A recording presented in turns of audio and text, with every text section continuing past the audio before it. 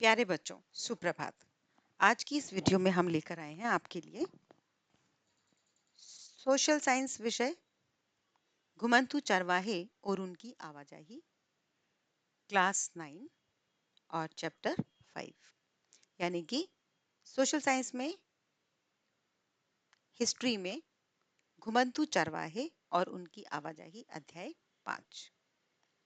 सबसे पहले हम देखेंगे अर्थ। चरवाहा एक समुदाय है।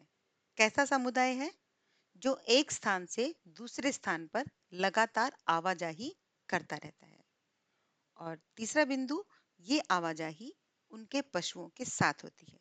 यानी कि चरवाहा एक ऐसा समुदाय जो एक स्थान से दूसरे स्थान पर लगातार घूमता है, और ये घूमना वो अपने पशुओं के साथ करता है। और क्यों करता है? ताकि उसकी आजीविका चलती रहे, यानी कि उसके जीवन के खर्च पूरे होते रहें, उसके जीवन में वो अपनी जरूरतों को पूरा करता रहे। इसके लिए वो इस तरह का लाइफस्टाइल लेता है। तो इन जानवरों से, जो चरवाहा समुदाय है, उसे क्या क्या मिलेगा? खाना मिलता है, दूध मिलता है, इनकी स्किन से भी इस्तेमाल किया जाता है, इनकी स्किन का भी।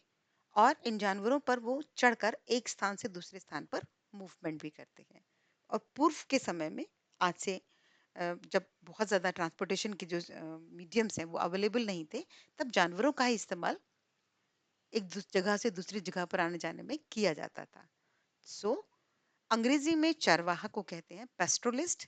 सो पेस्टोलिस्ट is a community which moves one place to another place continuously, and this movement happens with the animals.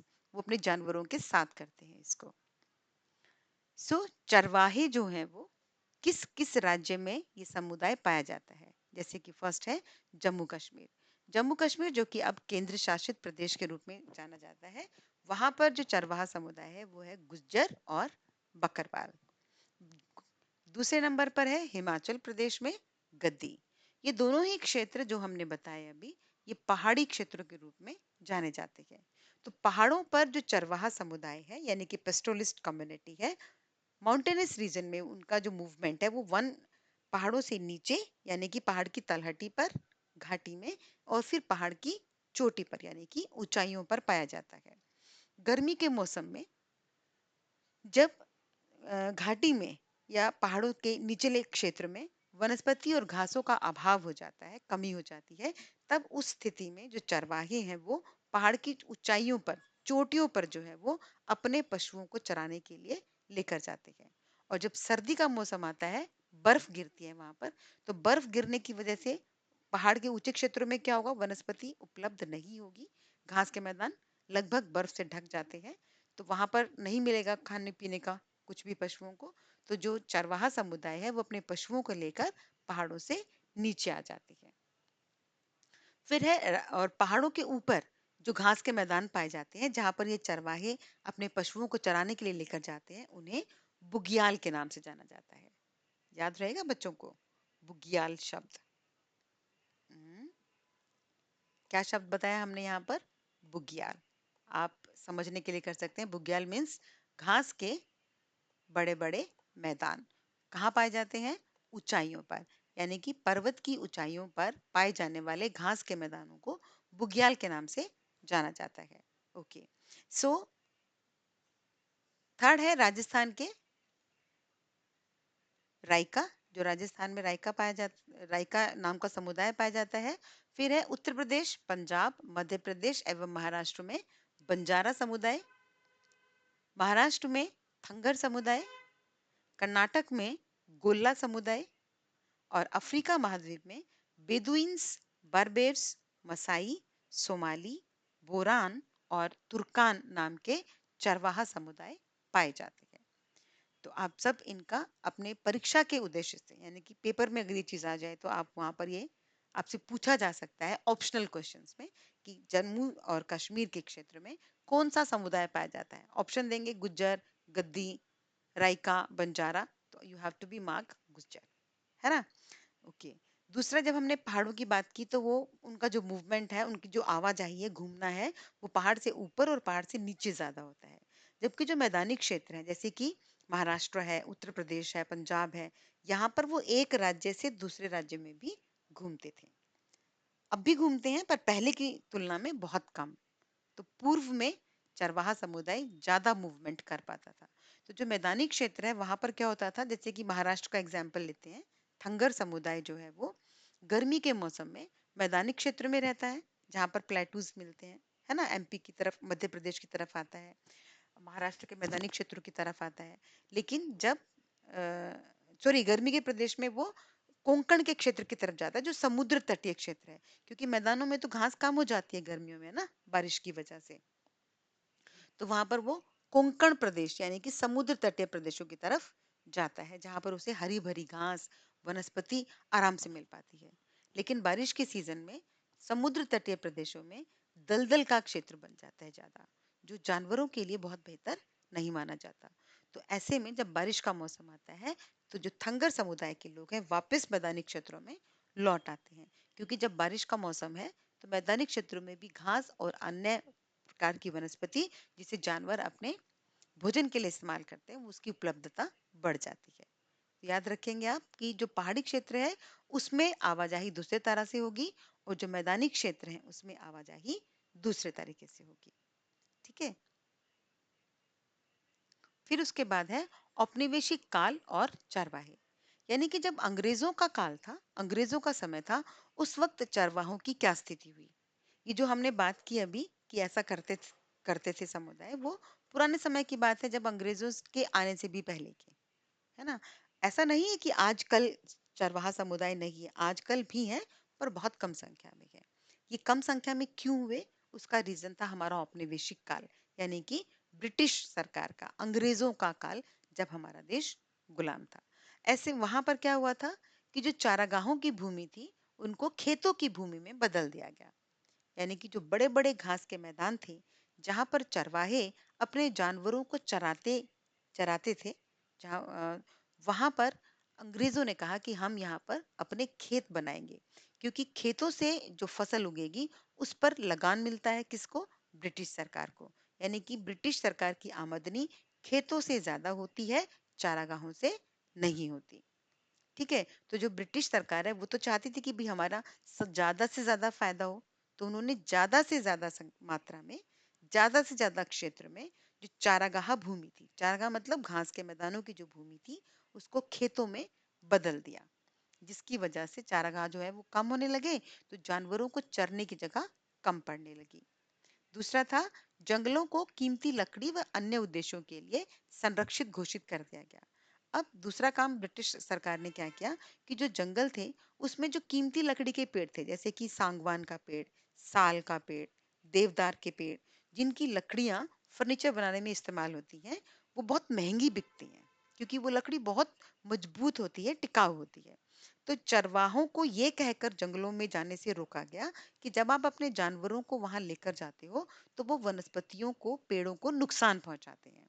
जो छोटे पेड़ हैं वो आपके जानवरों के पैरों के नीचे दब जाते हैं, कुचले जाते हैं, और जो बड़े पेड़ हैं उनकी वो पत्तियां खा जाते हैं, तो उनको वो फलने फूलने नहीं देते।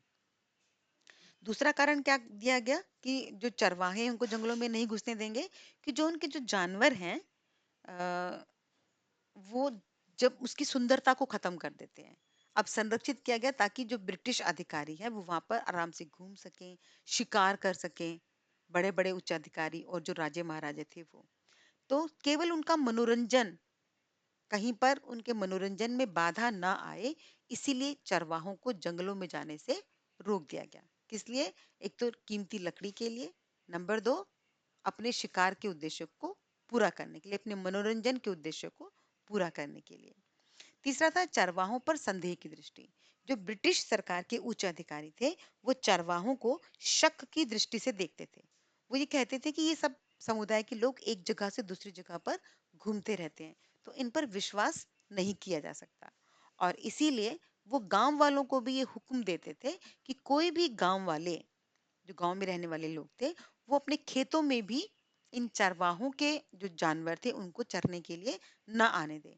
यानी कि किसानों को, जो गांव के लोग थे, उनको भी सख्त हिदायत थी कि वो किसी चरवाहे की मदद नहीं करेंगे। जिसकी वजह से ये जो चरवाहे हैं इनका जीवन थोड़ा सा ज्यादा मुश्किल हो गया।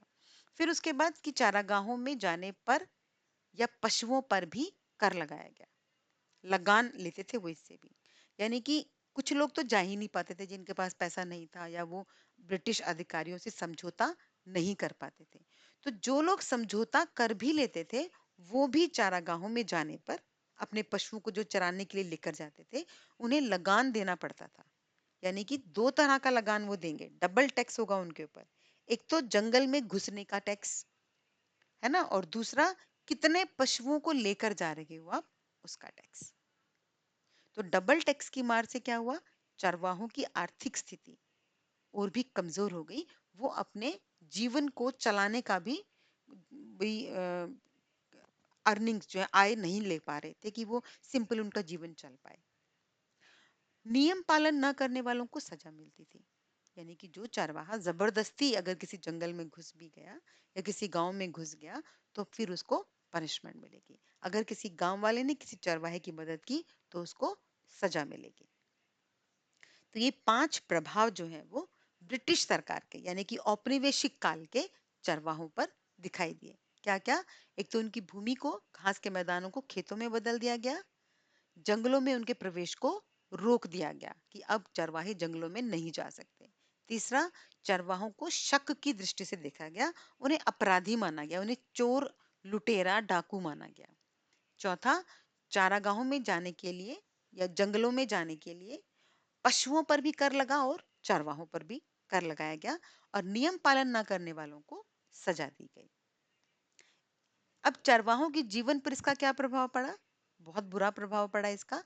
जो चारागाहों की कमी हो गई, यानी कि अब पशुओं के लिए चरने की जगह कम हो गई, क्योंकि ज्यादा से ज्यादा घास के मैदानों को खेतों में बदल दिया गया। और खेतों में जब आप फसल उगाएंगे तो आप उसकी निगरानी ज्यादा करेंगे और उन फसलों में जानवरों को जाने की इजाजत नहीं होती। गुणवत्तापूर्ण चारे की कमी। अब जो चारागाह थे भी, मतलब जो अच्छे चारागाह थे जहाँ पर खेती हो सकती थी, वहां तो खेत बना लिए गए। अब जो थे भी उनमें भी गुणवत्ता, उनमें क्वालिटी भोजन नहीं था। यानी कि जो घास थी वो अच्छी नहीं थी, वनस्पतियां भी अच्छी नहीं थी। तो जो जानवर हैं उनको अच्छा भोजन नहीं मिल पाया, जिसकी वजह से उनकी सेहत भी खराब हुई और हमें जानवरों से जो उत्पादक पदार्थ प्राप्त हो रहे थे, उसमें भी कमी आई। यानी कि जैसे कि दूध कम मिलने लगा, मांस कम मिलने लगा, भेड़ों से कम ऊन जो है वो कम उतरने लगी और वो भी खराब क्वालिटी की थी। समझ पा रहे हैं? फिर उसके बाद चरवाहों ने आजीविका के साधन और व्यवसायों को बदल दिया। यानी कि जितने भी चरवाहे थे, आजीविका के साधन और व्यवसाय, यानी कि अब जानवरों को पालना उन्होंने बंद करना बंद कर दिया। क्या करना शुरू किया उन्होंने अब? बेसिकली बहुत सारे जो वो थे, वो थे, किसी ने दुकान खोल ली, है ना? शक से बचने के लिए भी, और क्योंकि जानवरों को पालने का साधन ही नहीं रहा था, है ना? तो उन्होंने क्या किया?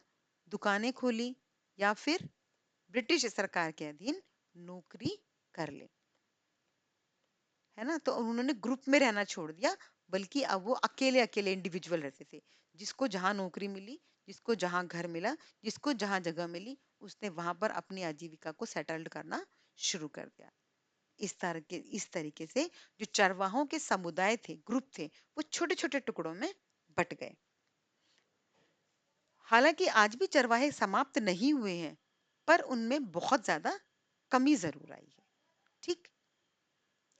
तो ऐसे कहा जा सकता है कि चरवाहों के जीवन पर इसका नकारात्मक प्रभाव पड़ा। तो इस वीडियो में इतना ही। आगे के चैप्टर के लिए आप वीडियो का सेकंड भाग देखेंगे, तब आपको चैप्टर पूरा और अच्छी तरह से ज्यादा समझ आएगा। अब आप जितना चैप्टर मैंने आपको कराया है, इस पर आधारित प्रश्नों के उत्तर खुद देने की कोशिश करें और जो पॉइंट्स मैंने लिखे हैं, इन पॉइंट्स को डिटेल करने की कोशिश करें। ठीक? तो इससे आप अपने एग्जाम की अच्छे से तैयारी कर पाएंगे।